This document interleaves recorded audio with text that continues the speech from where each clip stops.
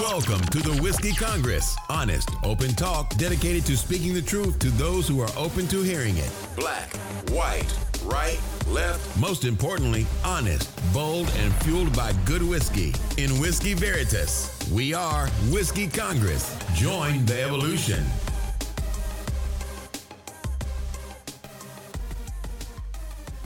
Welcome again to Whiskey Congress. I'm coming at you from Cleveland. Steve has called in from the great city of Baltimore, Maryland. How you doing, man? I'm good, man. Had an interesting day. Started off in Cleveland, went into the office, left the office, had to drop something off to get shipped out, and then went and got my workout in. Workout ran a little bit long, so then I had to rush to get to the airport. Definitely did the OJ through the airport, chucking old ladies and jumping over babies and trying to get to my flight so they wouldn't leave me. And of course I do all that. I'm sweating because it's 85 degrees in Cleveland all of a sudden, and I get there and they had just started boarding, so I had plenty of time. So the first 20 minutes sitting on the plane, I'm just sweating like a fat kid in church.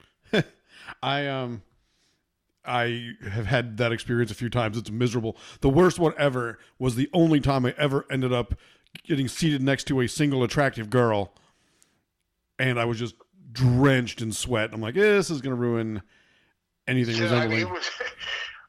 What's funny, so I'm doing all this, and I get there and I got plenty of time, and I go to I keep my pass on my phone, and so I go to scan it in, and the guy is standing there, and he's like, "Sir, are you okay?" And I said, "Yeah, why?" He's like, "Well, you're sweating a lot." I was like, "Yeah, I just worked out, and then I ran through the airport to get here, so yeah, I'm a little sweaty." He said, "Yeah, you're more than a little sweaty, sir." And he pulled some old napkins from underneath the computer and handed them to me. I'm like, "Oh yeah, sure. Let me wipe down with these dusty napkins," which I did. And then of course, and like you said, it's funny. There was a girl who was relatively attractive who sat next to me, but she sat in the aisle. I always sit in the window, and nobody sat between us, so they didn't have to deal, with the sweatiness that was me. The first 20 minutes of that flight, and I'm sitting there trying to get that little stream of air to hit me right in the face, and it's doing nothing.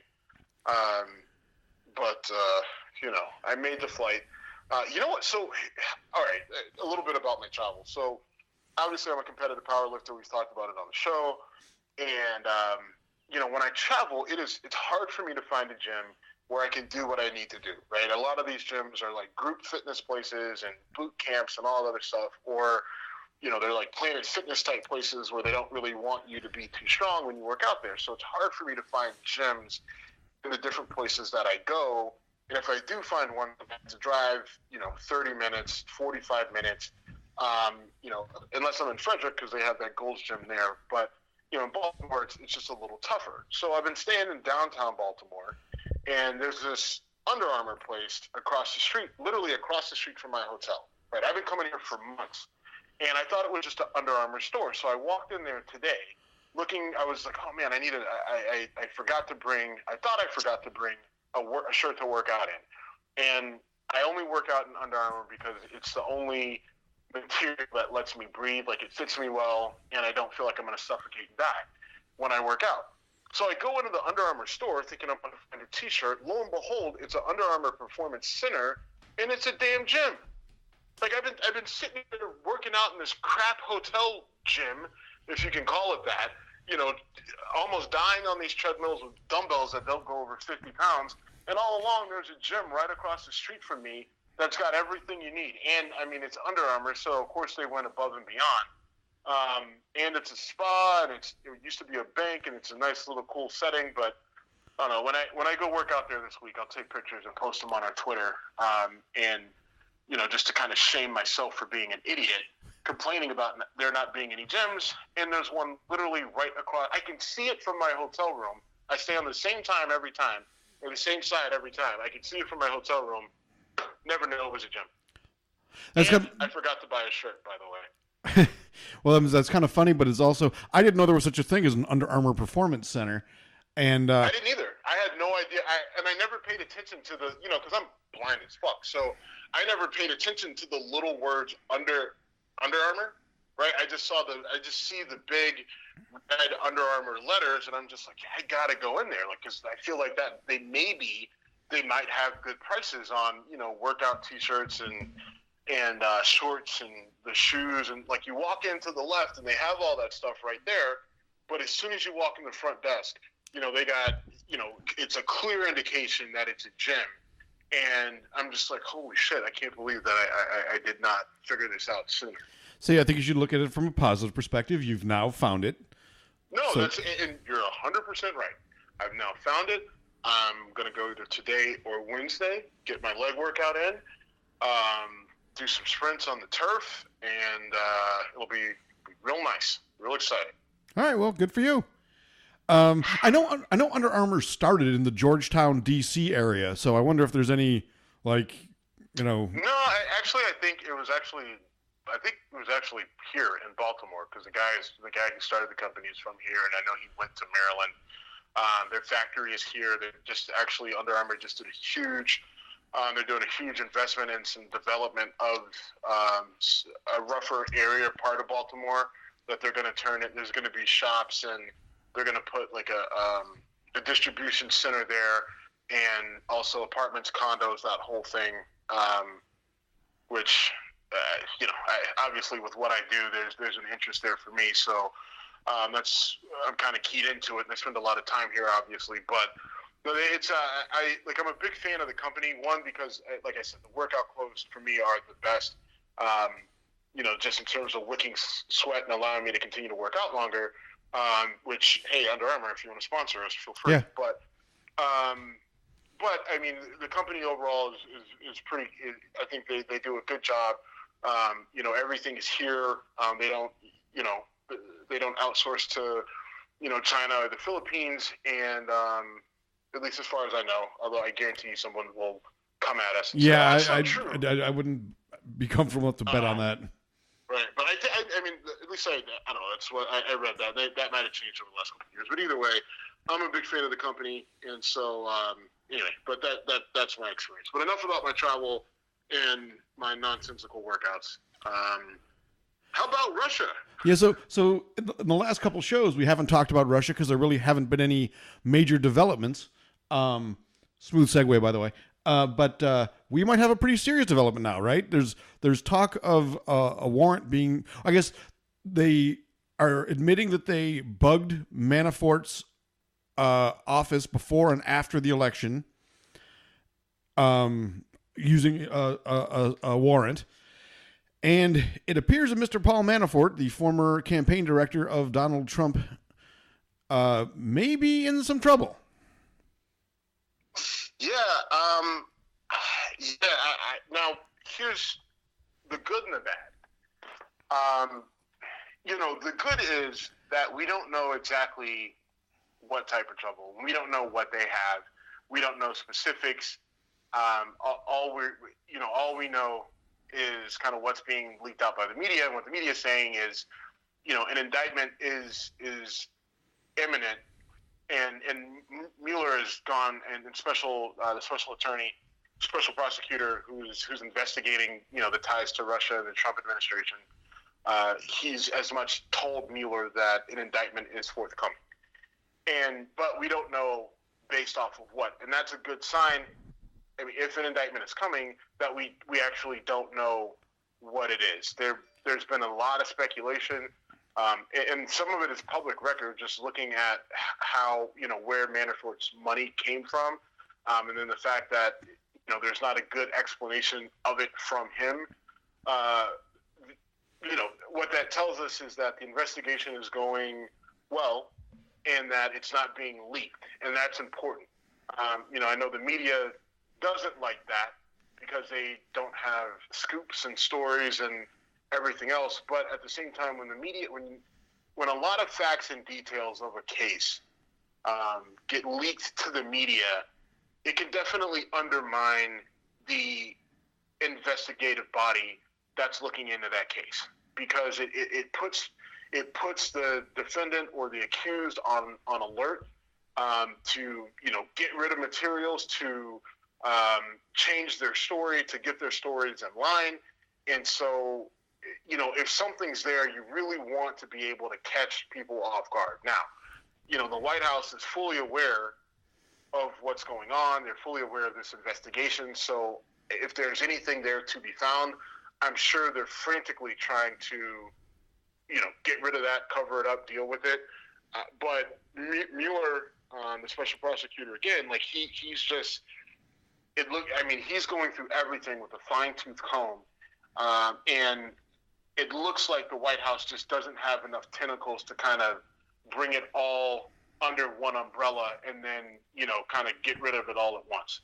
And there's just enough left there where, somebody's going to go down for something.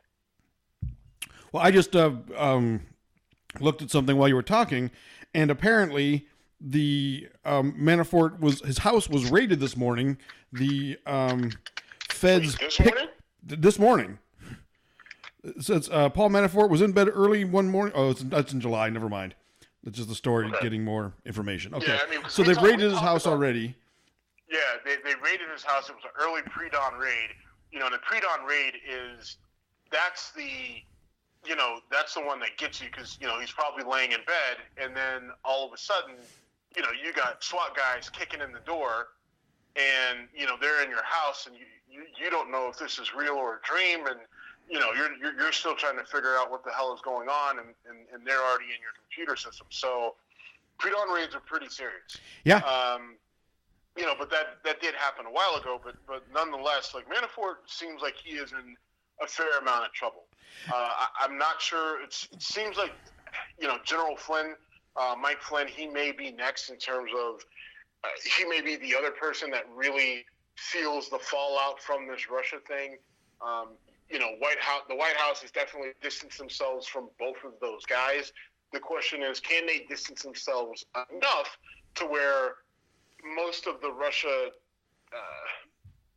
collusion, interference sort of kind of gets pinned on these two guys, and then they may try to weather the storm and say it was just those two specific bad actors. Manafort was removed from the campaign, and then General Flynn was removed from the administration shortly after inauguration, so they had little, if any, impact. That's going to be how they spin it. Now, we'll see what else Mueller has up his sleeve over time. And now, I said this a long time ago, and I don't think people believe me when I said it, but we don't actually.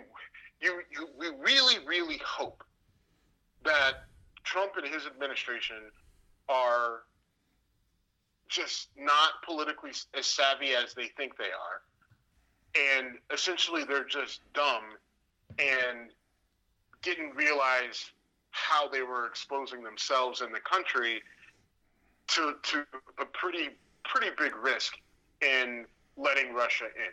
That's the hope. That's the goal. You don't want to actually find out that the current president of the United States and his staff intentionally were colluding with Russia to undermine the democracy of the United States and to impact our government and our country and our way of life in a negative way. That is a horrifying thought in my mind. Well, I think if I had to predict, I'd say the answer is somewhere in the middle. I don't think they necessarily... I think they were willing to do whatever it took to win, even if it meant bringing in foreign agencies. And I have a serious question for you that if it's kind of an oddball question, so if you don't know the answer, I don't. Can someone be pardoned before they are charged with anything? No, you got to be right. There's got to be a charge. Okay. There's got to be a charge, and actually, I believe that you have to be not only just a charge, but I think there has to be an adjudication in order to issue a pardon. I mean, that makes perfect sense. This is going to be curious to me, because if Manafort is not necessarily the biggest fish, but is the key to the dominoes falling, then in theory, Mueller could grant him immunity, taking away his ability to be pardoned, taking away, and can't immunity be granted on a conditional basis? Yeah.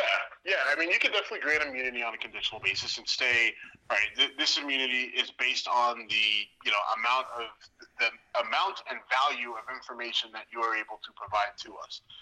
I think you're getting. I think your brain may be moving a little bit faster than you want it to right now in terms of getting into immunity and pardon and everything else. Because if they grant him immunity from federal prosecution, which is what he would be looking at, then there's no real need for the pardon, right? Like, I mean, right. Then that means I'm just saying for him to roll on higher level officials, and he's pretty damn high, so maybe he is the biggest fish, right? And that's the thing. The question is, would he actually, like, as high as he is? You have to wonder if he would even need that. If there's anyone for him to roll on, like, because part of me believes that Flynn and Manafort both were greedy. I don't think those two guys were out to undermine the country and the fabric of who and what we are as much as they were out to fill and line their own pockets. And they saw that, if they saw the momentum for Trump, they were able to read the tea leaves and said, all right, let me see how much money I can get from no one in America was willing to give it, and so they figured, hey, this is a way where I can get easy money, just by supporting these causes or whatever that are kind of, in their minds, inconsequential. Now that I think about it, Steve, Gerald Ford pardoned Nixon. I know Nixon had not been convicted of anything yet. So what I'm getting at, what my concern is will Trump be able to just say, I'm pardoning everybody, let's stop talking about this, fake news, and it legally goes away?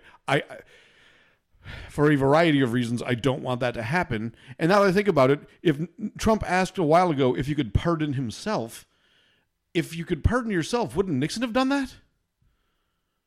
I mean, I know we're getting into obscure areas of civics and law. So this is kind of this is kind of beyond, like, anything that I would have ever legitimately studied. Oh, I understand. No point. Well, but think, like, at what point in time, whether, in practice or in law school, are you seriously thinking about a president asking about pardoning himself? Pardoning himself.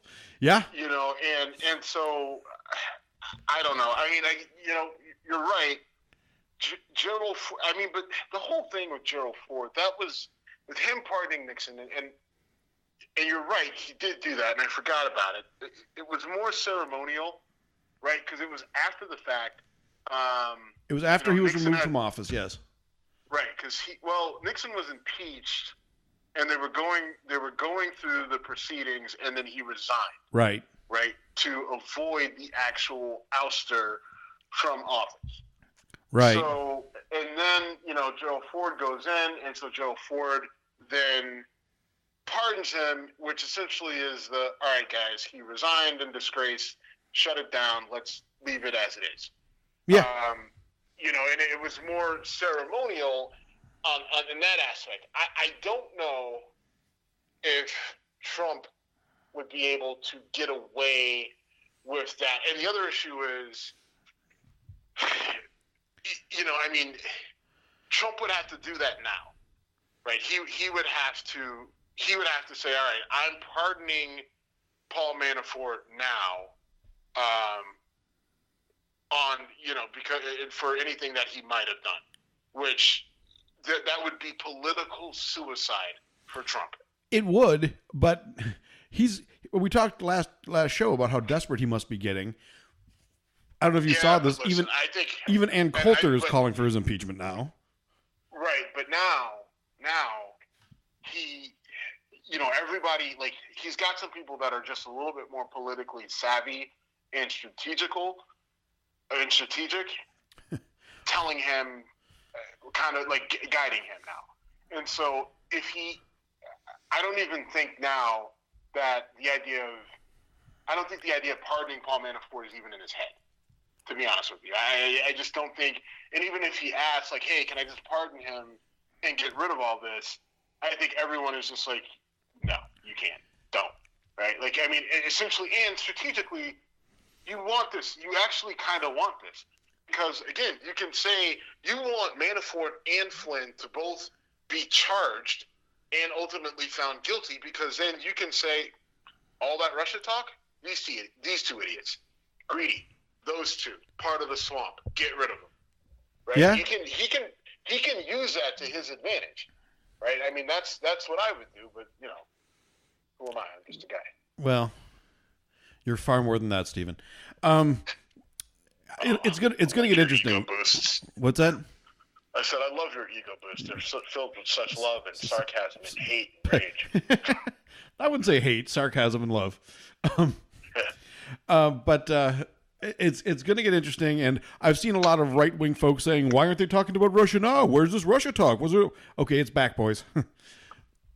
Yeah, and you know, I mean, it'll be interesting to see how it plays out. I mean, and obviously, conservative media, they're going to immediately go to any connection that they can find between Hillary, and it's going to be more so Hillary than Obama, but mostly, you know, anything that they can find with Hillary connecting her to Russia. They're going to try to put that out there as a pivot, as a diversion from, you know, what's going on with kind of their, you know, with Manafort and Flynn, because they were so close to Trump. And, you know, it's a smart play on their part because, you know, it's a distraction. Hey, look at the shiny object over here. Don't worry about the giant gorilla right in your face. Well, I think what I've seen is they're saying, what about Facebook? Well, Facebook isn't running for office, and Facebook didn't become president. So, well, you know what? There's something important there, though, because, you know, just today, you know, a little bit of a transition. Just today, we had a bipartisan acknowledgement, and we're going to see a bipartisan effort on, you know, looking into social media and how, you know, how it can impact our elections. I mean, everyone, you know, on a political standpoint, we're looking across the board. We're seeing a bipartisan agreement that Russia influenced the 2016 election via social media.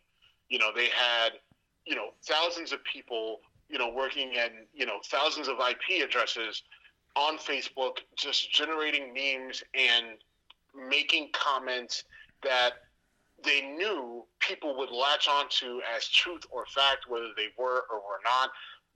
You know, making memes that were not accurate or true, and knowing that they would spread like wildfire.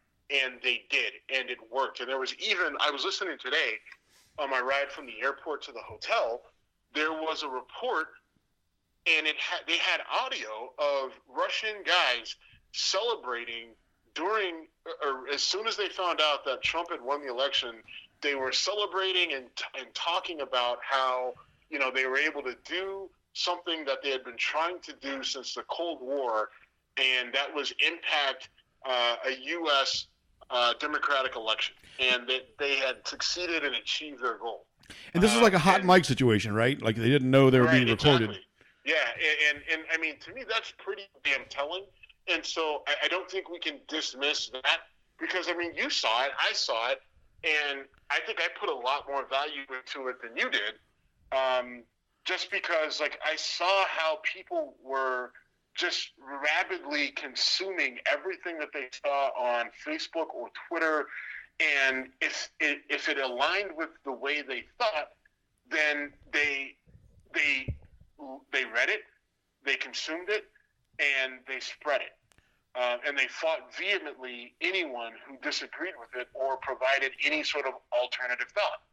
And we saw that on both sides. And I think what the Russians might have done is they probably did it on both sides. It wasn't about so much they wanted to see Donald Trump win as much as they wanted to disrupt things so much that we would just put anybody in, and that anybody became Donald Trump, not because they thought I think just because they thought he was so not the right person that he was the perfect person for them. Well, I think also, and we've said this on the old show prior to the election, that he is much easier to predict and easier to manipulate. I mean, Putin has played him like the fiddle. Oh my God, it's unbelievable, Jim. It's unbelievable. Like Donald Trump, you literally just give him a compliment, and he thinks that you think he's the best, and he will then praise you and give you, you know, he can't say a negative thing about Vladimir Putin. Like you probably couldn't say, hey, Donald Trump, here's $500, $1,000. Say a negative thing about Vladimir Putin. He's like, he's giving me so many compliments. How could I? I mean, shit. He went on Bill O'Reilly's show, and Bill O'Reilly said, "How can you trust this guy? He's a killer." His response was, "Lots of people are killers." Yes. Really? I mean, right? Like, okay. True. And if John Gotti was running for office, I would have that same problem. Right. It's just like, yeah, but I mean, exactly. I mean, those lots of people that are killers aren't running countries. Yeah. You know, all right. Well, we'll see. Depends on what country we're talking about, I guess. True enough. We'll see where this goes, but Russia is back on the front burner, at least in terms of interesting news.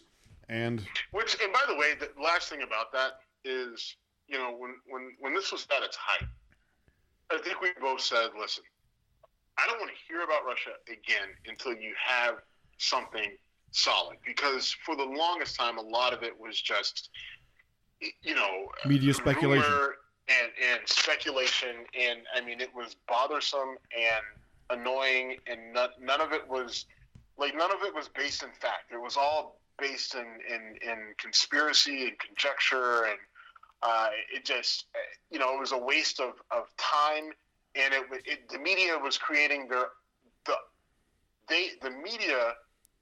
they were creating the thing that was distracting them from from some of the bigger things that they should have been focusing on with Donald Trump, and then they kind of they turned around and blamed Trump for distracting them. It's like, well, actually, this one isn't on Trump. He just sat back and let you idiots do what you did. I mean, like, you guys are the ones who got in the frenzy about nothing.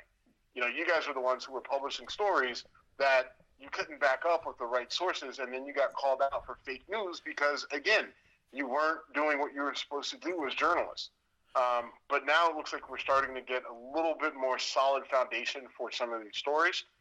And a lot of this will be a lot harder to dispute and to call fake news when you have, video and audio and, legally approved, warranted wiretaps, and, we're listening to Manafort basically hang himself. Yeah, and I mean, so last show, you picked Rex Tillerson in the Deadpool. I changed from Jeff Sessions to Kellyanne Conway because I think she's starting to double talk and look bad. But I think this situation, because Trump's main anger at Sessions was his recusal of himself from this investigation, and if the shit does hit the fan, that anger is probably going to swell right back up in a big way. Yeah, that's a good call. That's definitely a good call. Yeah, so we're definitely on the same page there. All right. All right. But, like you said, we'll keep an eye on it, see how it goes. So we've had a lot of talks about, we talked about Jamel Hill last show and her tweet and what should the repercussions for that be.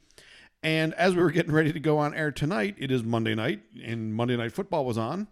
And who sang the song for Monday Night Football tonight? It was one Hank Williams Jr. back on Monday Night Football, him and all his rowdy friends.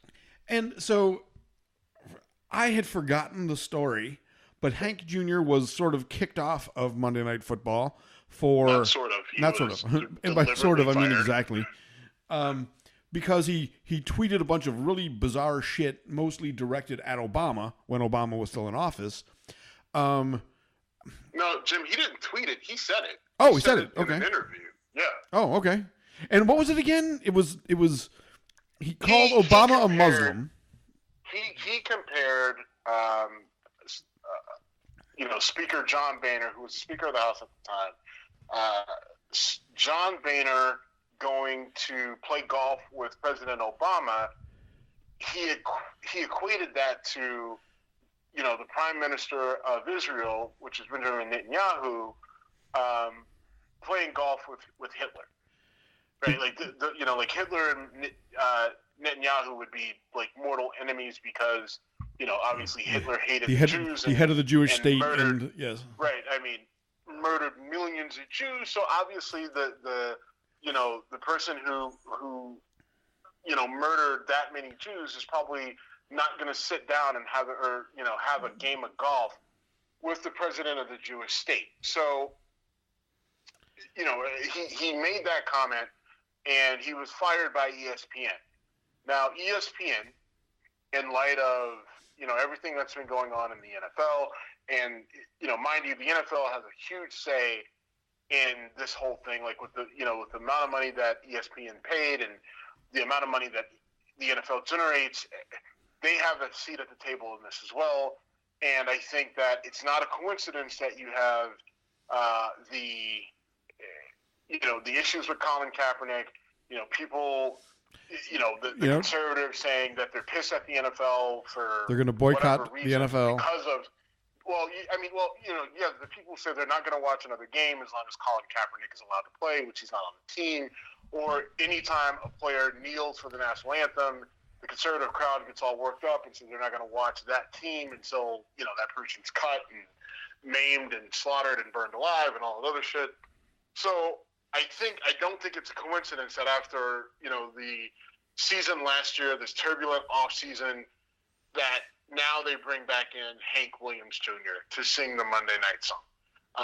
It's kind of inconsequential. It's a stupid opener to a song that's it's all of 2.5 minutes, but I think it's a big kind of fu to the liberal crowd, to those that are fighting social. Because listen, Hank Williams Jr. I don't really give a shit about the guy, but I mean, listen, you go to one of his concerts and you will hear him talk about. He calls gays cocksuckers, and he's got a song called "Keep the Change," where essentially, it's bashing gays and progressive liberalism in general. And he's got a song that basically talks about, what if the South won and how better off things would be if the South would have won the Civil War.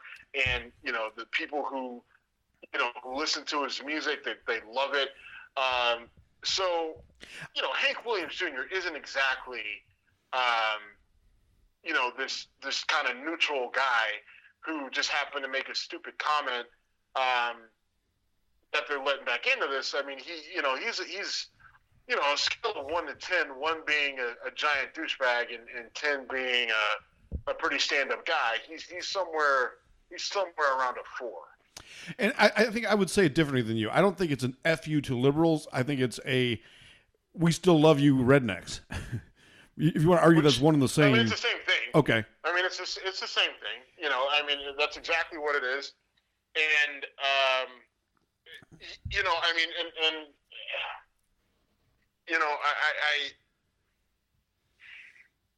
it's hard for me to reconcile because, just on our last show, I said that, for everybody who's boycotting the NFL because they stand with Colin Kaepernick, I just don't know if I can agree with that because I don't like Colin Kaepernick is not like, listen, I support the guy's free speech. I'm not going to bang the drum for the guy to be on a team because I think there's some legit football reasons why he's not on the team, but I think there's also some bullshit reasons why he's not on the team. And for me, that's just not enough. Like, you know what? Here's a little side. I'm going to deviate a little bit. But you know what really fucking gets annoying after a while as a black person? Social justice issues come up, and we always got to be the ones to give shit up and boycott shit, right? Like, you know what? Stores that have stuff that we need, we're going to boycott you. And we're going to go get shit that we don't want from someplace else that we don't want to go to show you. Right, we're going to take our dollars somewhere else. And we may not be able to find something that equates to what you have, but we're going to go inconvenience ourselves to go fuck you. like if you're down for the cause and you're doing what you're supposed to do as a black person, like we always have to be the ones who are fucking uncomfortable, right? Like, why the fuck do so now I gotta give up football, right? Because the whole progressive left is up in arms because Colin Kaepernick, who was on his way down as a fucking quarterback, was gonna get cut from a team, right? Finally decides to grow a social conscience, after being in the league for fucking 5 years. So now all of a sudden I got to go to bat for him, right? As a fan, but as a socially conscious person, like now I got to go to bat for this guy. So now I got to give up the thing that I love, the sport that I played, the sport that allowed me to fucking go to college, something that I enjoy. I got to give this shit up now because of fucking Colin Kaepernick. Well, I think you said it well on the last show.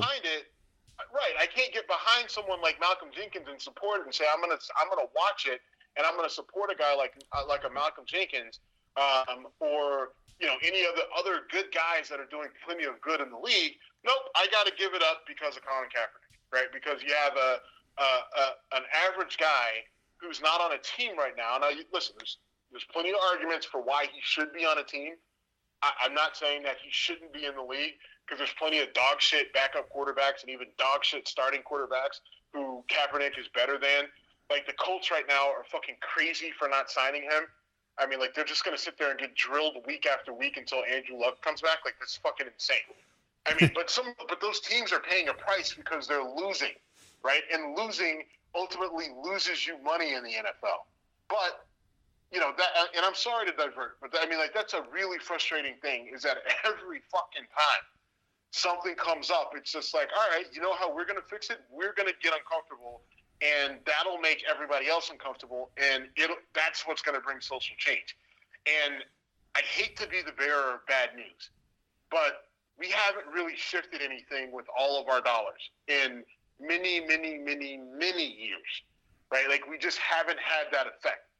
We were supposed to do all this boycotting and protesting over, oh my God, so many different issues, and it hasn't had an impact. Now, part of it is because there's no organization, there's no direction, there's a million, everybody's got their own agenda, and so, some people would say, well, if you would just get on board, then, and everybody just got on board, then it would be fine. Yeah, I guess, but at the same time, that's just not how it's played out. And I just think that, the whole idea of boycotting the NFL, it's just ridiculous. But you know what? At the same time, fucking do it. I don't care, because I'm going to watch. That stadium is full. I'm watching that Monday Night Football game right now while we talk. Giant Stadium is full. The game is still on. The players are still playing, and no one gives a shit about the boycott. So let's figure out a better way to affect the change that we want to cause, other than a fucking inconsequential boycott that no one is fucking paying attention to except for Karen Hunter and fucking Sean King. A conservative white female friend of mine on Facebook today said she's going to boycott the NFL if any of her precious Bengals take a knee or sit during the anthem. And why hasn't Colin Kaepernick put his money where his mouth is? And my other friend posted an article showing how much money Colin Kaepernick has given to these causes. And she said, well, I hope it's going to the right places. I'm like, okay. So now there's people protesting and boycotting the NFL because of the protests and because Colin Kaepernick's not in the league. And it is kind of comical that both sides are protesting and boycotting. And like you said, yeah, I mean, it is funny because so it's funny though, but it gives you an idea of the fringe, right? Like, you've got your far left and your far right? And a lot of people saying that they're boycotting the NFL, most of those people probably don't fucking watch the NFL to begin with. Let's be honest. Like Sean King, are you really that big? And you know who I'm talking about, Sean King, right? Sure. Okay, so I don't know if I believe that, sure, but fine, we'll go with it. But, like Sean King, I don't really buy that he was really that into the NFL. I mean, he was a very, very active social justice warrior. He's an activist. It's all, he is, Black Lives Matter. And a journalist. Right. Like, so I don't know how much fucking football he was watching to begin with. So I don't know how much his, boycott is actually a legit boycott. Now, he says he was a diehard fan and he's, I forget where he's from. I don't even know what his team is. So I mean, like I've never seen a tweet or anything from him supporting any particular football team. So again, I kind of call bullshit, but hey, maybe, who knows? Maybe he's the biggest Atlanta Falcons fan or whatever we've ever seen. But a lot of these people I kind of call bullshit. It's just like, you're going to sit here and tell me you're boycotting something that you you watch 2 games a year, so now you're going to go to no games a year. That's not exactly a boycott. But even if they do watch, even if they watch every game and they play fantasy and everything else, this whole experiment with boycotting, it shows you just how few people are on the fringe on either side, the left or the right. Because you have some hard people on the right that are saying they're boycotting the league because of Colin Kaepernick and because of the Cleveland Browns and because of guys like Malcolm Jenkins and Michael Bennett, and they're tired of seeing politics, trickle into sports, and they have better things to do with their Sundays, like mow their lawn and trim their hedges and go to little Timmy's, whatever game. So they're going to go do that, and they're going to take the ball and go home. Okay, fine. So that's, 50,000 people, right? And then you have the same people on the left, right, that are just so fed up with the NFL, and it's basically a bunch of slave drivers, and they exploit black players that they pay millions and hundreds of thousands of dollars to. And so because of that, they are not going to watch, right? So there's another 50,000 people. And so all that being said, the stadiums are still full. There's still a lot of money being made and exchanged every fucking day.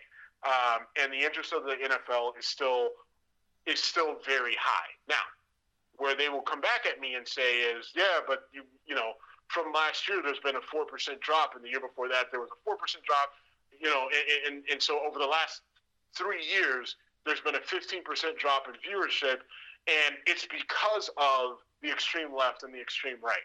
And my argument to that is actually, no, it's the NFL's own doing, because we have games on Sunday and Monday and Thursday, and then once college football is over, on Saturday. It's because the NFL got too greedy. They put too much of it out there, and it got watered down. And the game itself isn't as good. A lot, you know what I mean? I think the product's also been hurt by the fact that instant replay on every single thing is slowing the game down and making it less fun to watch. I think it's good that some of the rules that they've changed to improve player safety, to avoid wide receivers getting just murdered when they cross the middle and have to extend their arms to chase a ball, I actually think are good things for the league. But when everything's a penalty, when it's not done in Marcus of Queensberry rules, is hurting the game as well. And I think the real one to me is how brutal the pace of the game is, with a replay on every turnover, every scoring play, every challenge, and they pixelate down to the guys, well, his shoelace actually touched out of bounds before his toe touched inbounds. So that's I'm agreeing with you, but I'm just adding a factor that I think the watchability has been hurt. Yeah, I can't argue with that, although I think some of it, I think you're right. You're definitely right, but I think some of it, though, does help the game in the fact that you look at a couple years back, Odell Beckham Jr. made just one of the all-time greatest catches I've ever seen, that anyone's ever seen. He leaps off with 1 foot, lays back, puts one hand out, grabs the ball, lands inbounds. It's a catch, no doubt. They replayed it just because they basically couldn't believe that he actually made the catch. And you see that sometimes these guys do things that are so amazing that in real time you can't process it with the human eye. And then you go back and you use a slow motion camera and you realize, holy shit, this guy just did something inhuman. And I think that element is still there. But you're right, the pace of the game hurts. The penalties. Now, I think they have gotten better with the penalties on the quarterbacks. A couple years ago, it was brutal. And, you couldn't look at a quarterback wrong without, drawing a penalty. So, but I think the league has gone and they're trying to, they're slow to change, but they do listen, right? Like this year, now guys can celebrate and they can basically do whatever they want as long as it's not like sexual or overtly explicit. Right. You know, I'm a big Steeler fan. The Steelers scored a couple touchdowns this week, and you know, every time the receivers scored, they would get together and do a pretend dice game. I think that's hilarious because that's the type of shit that we did when we were in high school, and we didn't get penalized for it. You know, me and Chris and Johnny and all those guys, like, we would come up with little shit to do. Now, usually, you know, I was usually too tired to do anything too extensive because, like, I would have to, you know, I was on offense, and I was on offense, I was on the point after, and then I'm on kickoff, and then I, you know, played defense. So, you know, I use that time to get to the sideline to suck oxygen. But, you know, they brought some of the fun back. So my whole point with this is everyone's saying that they're going to boycott and they're not going to watch. Okay, fine. But there's still millions and millions and millions of people watching. And the league is still making billions and billions and billions of dollars.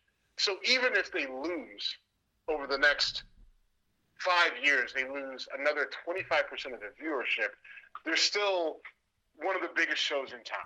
And I think that they may still continue to lose some of their viewership just because of the way that people consume media. So they're going to have to adjust, and they're going to have to loosen up and find better ways to get their product out. Because because another big thing with the NFL that's a big turnoff is having access to it, right? Like, just the fact that, you know, the only way to get all the games is through fucking NFL Sunday Ticket. I just got rid of Sunday Ticket this year. I've had it for the last 5 years, and finally I just got tired of paying fucking $300 for it because my team plays a lot of games on local and TV. Local and national. You get the 2 Browns games every year, and I mean, like, so and I get 2 of the, you know, and aside from their primetime games, I get to see 2 of them because they play the Browns twice every year. So it didn't make sense for me to continue to pay the money that I was paying for Sunday Ticket. Now, I'm probably going to regret that in about a week, and I may do an emergency call last minute to get it, but you know, I mean, like, so it happened. So the NFL is going to have to figure out a way to balance making money against access and keeping the profitability of the game alive. Like, they're going to have to get more creative than just, we've got Sunday Ticket. And you can kind of see it a little bit. You know, if you have Verizon, you can see some games, and, you know, NFL.com is doing some things, but they're going to still have to get more creative than where they're at right now. well, for me, I mean, you witness what I do to myself in a sports bar on Sundays on a few occasions. It's not pretty, but as a Bills fan living in Cleveland and not having direct TV, I have, you know, few choices if I want to watch the game. And so, I mean, as much as I could say these are the things I don't like about the NFL, my team stinks, and yet there I am every Sunday still sucking it up and watching the game, and then calling my buddies back in Buffalo to gripe about no offense and whatever. So the league owns me as a fan. Yeah, and so, hey, and I hate to cut you off. So I'm sitting here and I'm watching. Halftime is just about over, and Monday night's coming back. Now, obviously, I don't have the sound up, but I'm watching what. So this is what they did. The NFL did with Hank Williams Jr., who kind of brought us to the whole NFL thing. They bring him back, but they bring him back with, like, these younger, hipper guys, a couple black guys, and a couple, you know, like, white guys that look like they probably grew up in, like, Parma or something and are big Eminem fans. And so it's Hank Williams Jr. with a hip-hop flair a little bit. And I think that's interesting. So we're bringing Hank Williams Jr. back to appease our conservative white, you know, country. Conservative white base, but, you know, not to completely alienate everybody else. Here's some hip-hoppy guys, a few black guys, and a few white guys to balance it all out. And Hank's going to have a real good time with them, and so everybody should be happy. Let's just watch football and have fun. What's funny, what would have been awesome to be in is the marketing meetings where they're trying to put this let's make everybody happy stuff together. Like, okay, we're bringing back Hank. That was the meeting. I just gave it to you word for word. That was it. How do they justify taking the Carrie Underwood aspect out, though? Because there's reasons to like her, too. You know what? I think that the NFL realizes that they don't, like, the NFL doesn't need sex appeal, right? Like, they don't need, like the Steelers don't have cheerleaders. The Browns don't have cheerleaders. I don't think the Giants do. And there's The Bills a lot, don't. like the Bills don't. There's a lot of teams that don't have cheerleaders. And sex is a big part of football, but because the players have a lot of sex with very attractive women and a lot of women, and they have access to them. That's where sex and football kind of come together, right? And in places like Green Bay, when the Packers win, and there's all sorts of babies born 9 months later because of the how passionate people are, and they celebrate with a little victory bang. With but a little leave it in celebration, okay. Right. But you don't have to sell football through sex, right? And part of having, a Carrie Underwood or a Faith Hill or, pick attractive female country singer and plug her in, Shania Twain, whoever, the whole, like, the reason you're doing that is, yes, those women have very strong voices that grab your attention, but they're putting them out there for the sex appeal, to draw you in. And what they realize is they don't need that. Like, football fans are football fans, and they're not there for the sex. They're there, right, to watch the sport, whether it's to bet on it, or it's fantasy football, or it's daily fantasy football, or they just are passionate about their team, whatever it might be, or just because it's the thing to do on Sunday, Monday, Thursday night. And that's a pretty good lead into something that I saw, and I sent it your way. There was an interview on CNN with a sports journalist named Clay Travis, who, when asked about the Jamel Hill thing, said he believes in two things: the First Amendment and boobs. And I watched this, and I was so fucking aggravated because he says First Amendment and boobs, and the other, I don't know who the other sports journalist was. It was a black man on the other side of the blonde woman on CNN, but they acted like they had never heard the word boobs before and were just mortified by it. And look, I think Clay Travis was being a douchebag.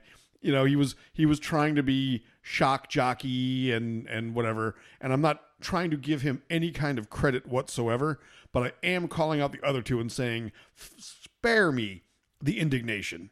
It was, you saw it. What were your thoughts? Well, I mean, Clay Travis is like a male version of, like a male sports version of a Tommy Lauren or an Ann Coulter. He's a part of this somewhat of a trend that we're seeing in sports talk, where you find really a smart attorney who has some hint of an athletic background that's started to write about or has some sort of connection to sports, and then they bring him into the sports talk realm. You saw that with ESPN, with Jay Billis and Eric, I believe Eric Carabell. Was that his name? I can't remember. You're losing me. I don't know who that is. No, there was a guy that, no, it's not Carabell. There was a guy on ESPN years ago who was an attorney, and he talked sports, and he used to fill in for Mike and Mike all the time. He ended up getting fired for sexual harassment or whatever, which is typically the thing that gets you fired at ESPN. God, what was that guy's name? It's going to fucking haunt me all night. But anyway, so... But this Clay Travis guy is of that ilk. The new guy on ESPN is Will Cain. Will Cain is, he's an attorney. He did a blog about sports, and then ESPN kind of sucked him up. He's conservative. He's a, attractive white guy, and he is, he's smart and he's witty and he's conservative. So he's kind of a counterpuncher to some of the more liberal, progressive people like the Jamel Hills and Michael Smiths and Mike Greenbergs and everything else you'll find on ESPN. Clay Travis is that guy for Fox Sports 1. Actually, if he's even with Fox Sports now, he may not be. But, Clay Travis is, an attorney, a blogger, and he's the guy who,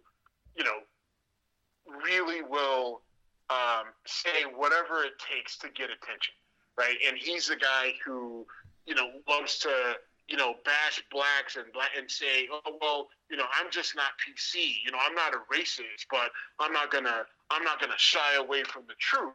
And so then he gets on CNN and he says, I believe in, the First Amendment and boobs. And, everybody reacted. The female host, she just said, let me get this straight. You said BOOBS. Now, so that annoyed me. That annoyed you, but when I listened to it, it sounded like he initially said booze, BOOZE, right? Like, I believe in the First Amendment and alcohol, liquor, beer. Right. So, if that's what you meant, I'm okay with that. Right, but I have no idea what she thought. I think she's pretty sure that she heard boobs, but she wanted to verify. Like, she's like, and I don't see you, that annoyed you, but for me that doesn't bother me because she's like, let me just make sure that you're an asshole. In that context, I'm okay with it. Right, let me make sure that you're an asshole and let you hang yourself. So did you say boobs? And, he's like, yeah, sure did. And she's like, okay, just checking. And so, because she didn't say much after that. She's just like, okay, like she kind of she rolled her eyes and whatever. Now the other host, the black guy, his reaction was in my opinion, was just bad. He goes so that he's so appalled. Right. And I agree. And that's not how you handle that situation. See, to me, how you handle that situation is, you point out the ridiculousness of the statement. You're really bringing boobs into this. We're trying to have a serious conversation. We're trying to actually look at something that is a problem, and you try to bring levity to the situation by bringing boobs into the mix when we have a female co-host. Outstanding. Way to be an immature toolbag, and you move on. And some of these people just, some people, Jim, just don't have the fucking charisma to be able to deal with some of these situations. I mean, some of these people are so fucking stiff. They've been trained to only work in what, the script has been written for them. They cannot deviate from it. And if they deviate from it, they completely melt down or they handle it like a fucking box of rocks.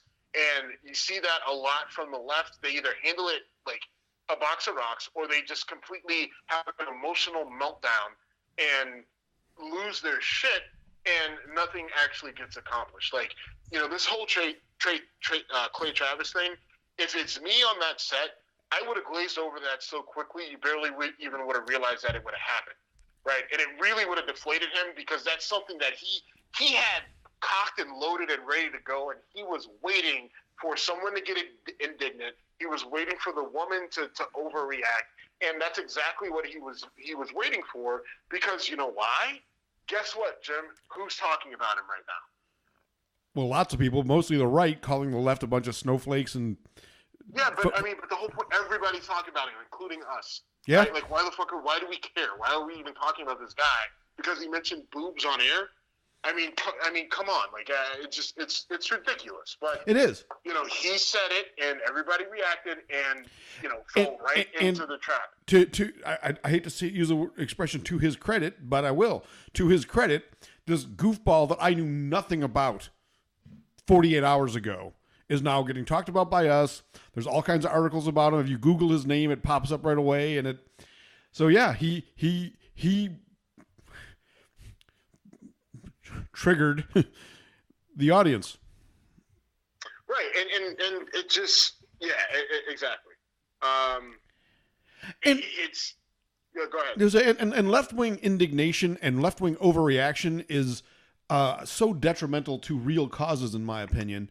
I gotta tell you the story. Actually, I was out Saturday night and I consumed substantial amounts of alcohol. So I took a what's that? I said, say what? Yeah, shocking. And so I got a ride home using Lyft, who should also sponsor us. And the woman who picked me up was, I would guess, mid-60s. And so she picks me up, and I said, hey, how's your night going? She goes, well, a lot better than last night. And I'm like, oh, gee, what happened last night? And she tells me that she got called a bitch and got cussed out. And I'm like, what? And she said, yeah, and she had a bit of a Southern accent. And she said that, she picked up two guys who said they were from San Diego, and she started talking. They asked her where she was from. And she said she's from Georgia. She's got this, like I said, a bit of a Southern accent. And she said as soon as she said she was from Georgia, they started calling her a bitch, telling her she was a racist. And I'm taking her word for it. I don't see any value in her making that story up. It was a little bit awkward for my ride home to go through this conversation, but I said, that's ridiculous. That's horrible. And,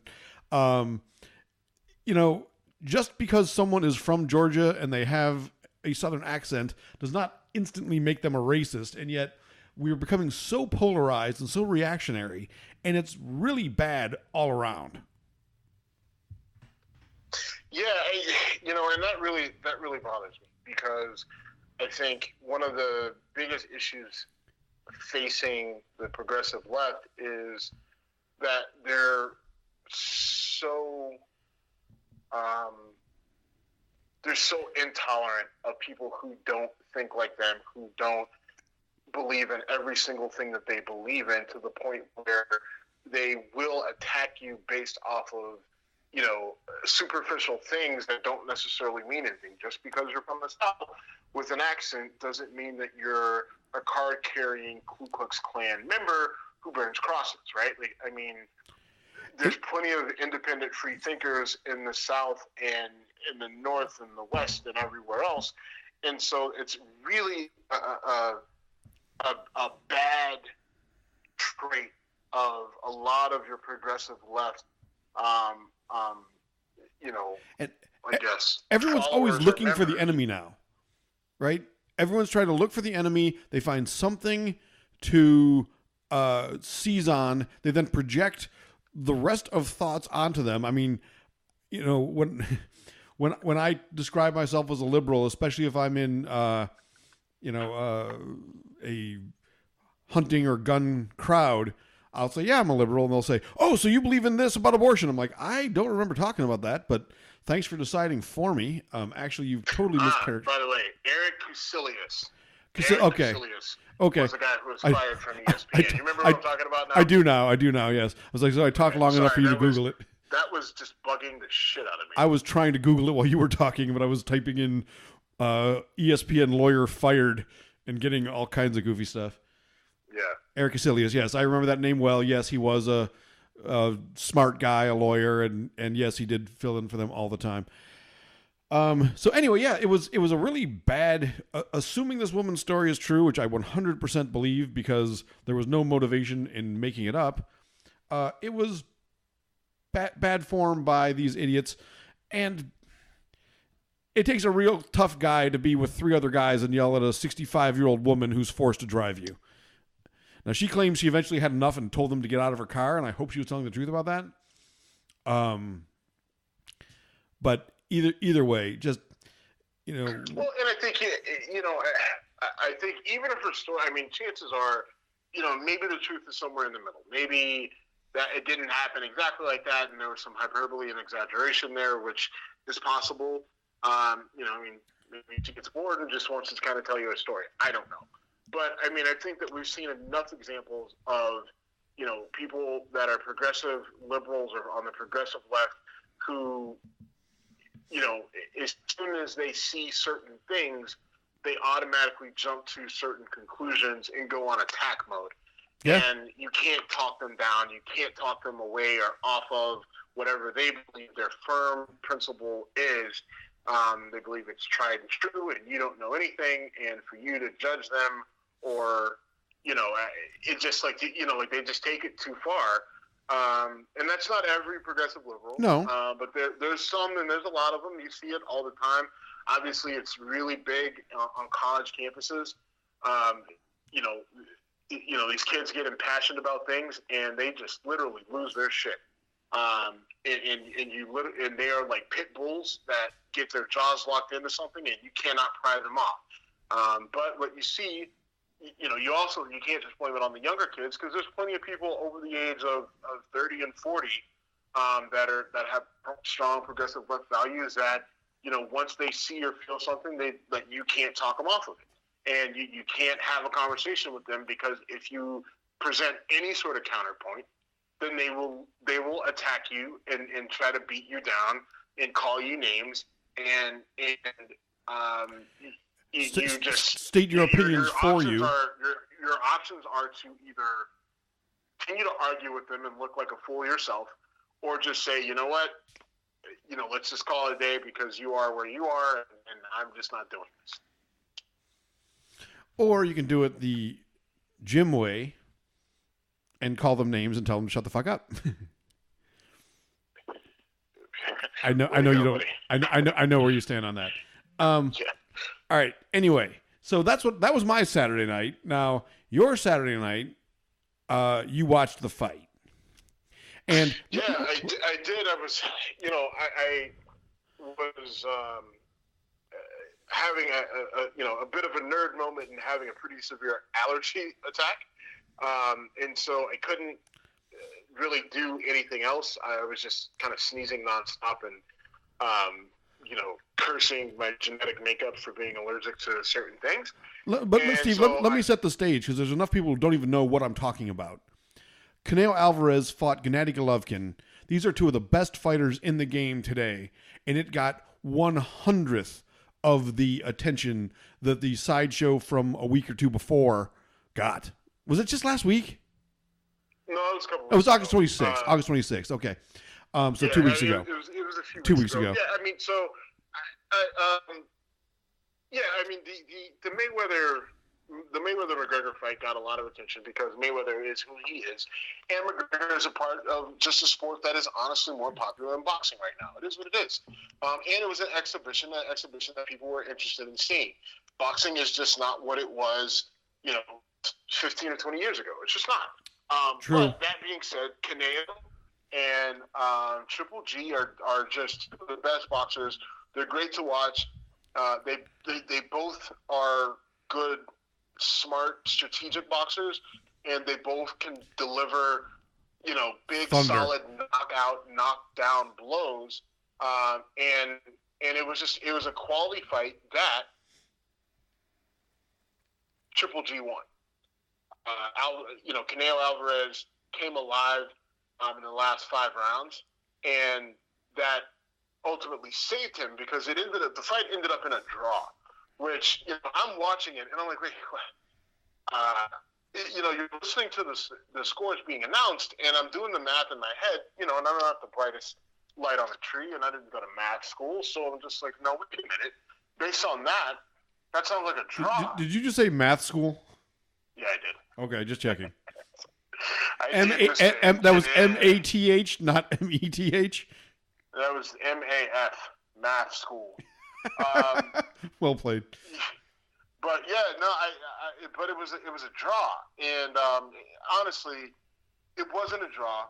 Canelo did kind of turn it on later in the fight, but it just wasn't enough. I mean, throughout the fight, I mean, the commentators had made the statement, and I felt the same way, that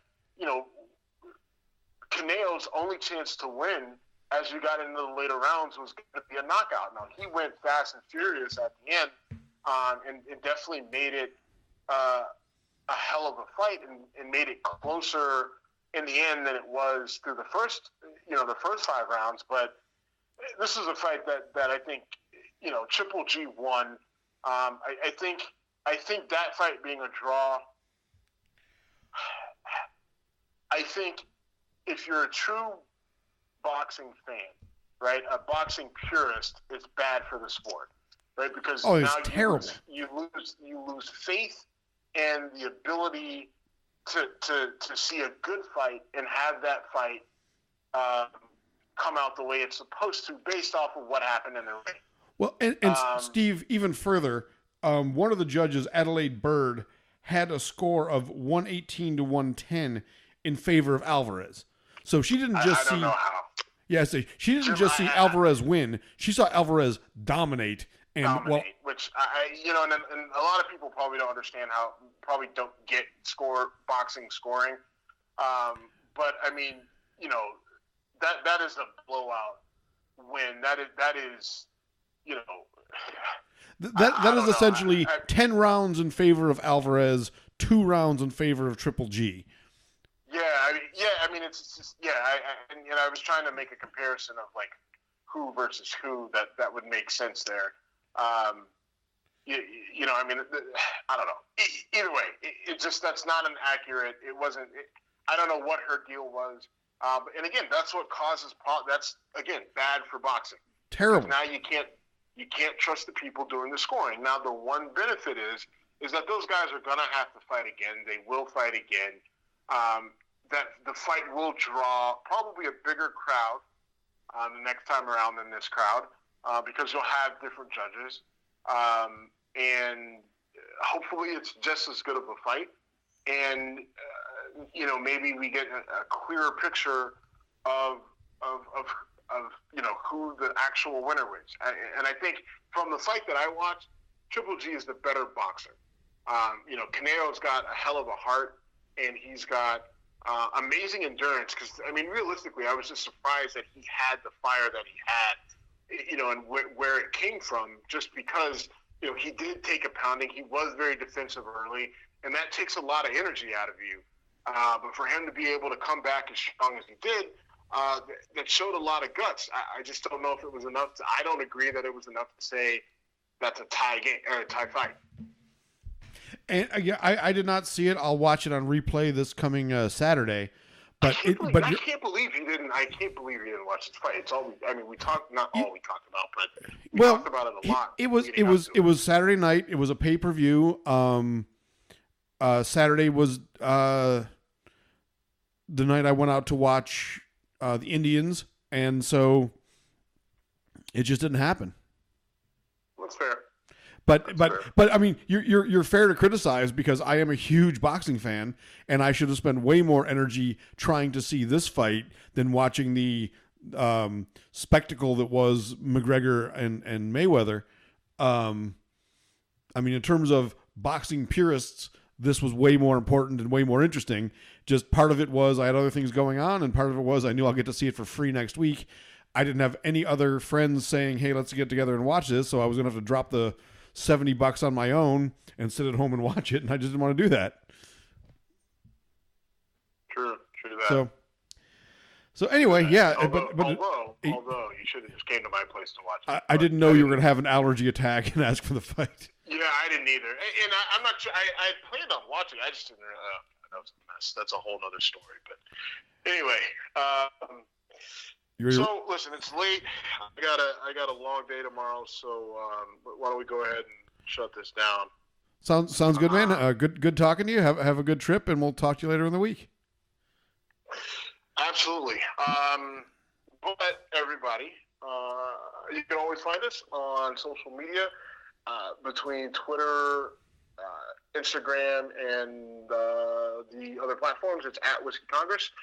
You can find the different articles and things that we put out at whiskeycongress.com. Find us on YouTube at www.facebook.com/whiskeycongress. Thanks for listening. Check us out. We are pretty active and reply a lot on social media. So if you have questions or concerns or comments, or you agree or disagree, let us know. And please check us out on iTunes and give us a rating and comments. We appreciate that as well. All right, man. Good talking to you. All right, bud. Later. Absolutely. Bye.